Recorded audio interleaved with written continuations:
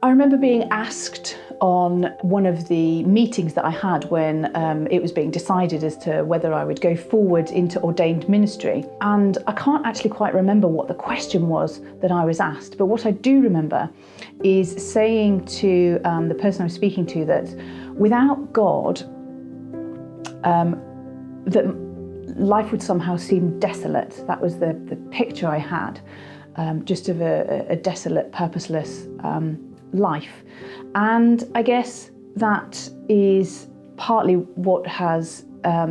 been brought out of working so extensively with people who've experienced violence and different forms of abuse over many years, is to see that we live in a very difficult world in many ways. We don't always see all of those difficulties. Some of our lives look very neat and ordered, but yet there is a darkness that exists that means some people's lives are horrendously affected by things like domestic abuse.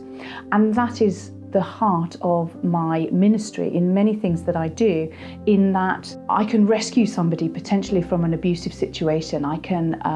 kind of help children to get out of a situation that is hard for them. I can work with perpetrators of abuse to help them understand that behaviour is unacceptable. However, what I can't do is I can't replace a joy in that situation. I can't give a hope in that situation of all the feelings that need to be healed from, of the words that have been spoken over somebody that need to be replaced by the words of a loving God who tells them that they are always loved and always precious and always in the apple of his eye. And that's my heart for all those who experience abuse and violence, is not just that they can find roots and be offered roots out of abuse and abusive situations, but that also they can come into the arms of a loving Christian community who can tell them about a God who says that abuse is not okay, that it's not something to be swept under the carpet, that it's not something that will be condoned, but that actually they are loved, they are precious,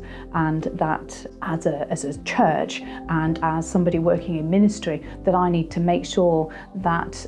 we can have those conversations in church to help people talk about the difficult things in life, to not just talk about the easy things.